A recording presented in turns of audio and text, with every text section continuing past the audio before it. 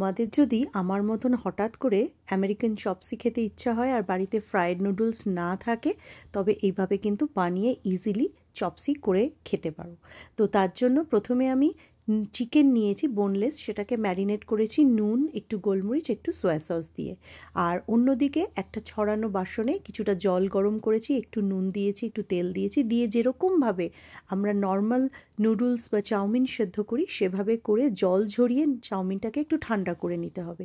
তারপর তার মধ্যে বেশ কিছুটা কর্নফ্লাওয়ার দেবে, একটু নুন দেবে, দিয়ে এবার ফর্ক দিয়ে কর্নফ্লাওয়ারটাকে খুব ভালো করে প্রত্যেকটা চাউমিনের গায়ে কোট করতে হবে।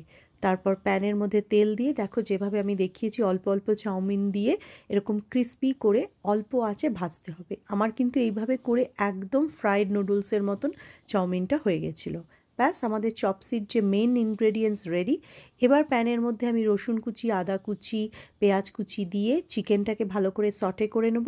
চিকেন যখন নরম হয়ে আসবে তখন তার মধ্যে বিভিন্ন রকম ভেজিটেবলস যেমন ক্যারেট, বাঁধাকপি, একটু ক্যাপসিকাম এগুলো দিয়ে অল্প একটু নুন, একটু গোলমরিচ দিয়ে একটু ঢাকা দিয়ে একটু সেদ্ধ হতে দেব। আর অন্যদিকে একটা সস বানিয়ে নেব। তার মধ্যে আছে দু চামচ মতন সয়া সস, 1 চামচ চিলি গার্লিক সস, 1 চামচ অয়েস্টার সস, আর 1 চামচ হচ্ছে একটু চিলি সস। এগুলো দিয়ে একটু ভিনিগার দিয়ে একটু চিনি দিয়ে সসটাকে রেডি করে নেব। ব্যাস, এবার সবজির মধ্যে সসটা ঢেলে একটু নাড়াচাড়া করে একটু কর্নফ্লাওয়ারের স্লারি বানিয়ে ঢেলে দাও। ব্যাস, আমাদের চপসির জন্য যে স্যুপ জাতীয় যেটা হয় ভেজিটেবলস বা চিকেন দিয়ে বানায় সেটা রেডি।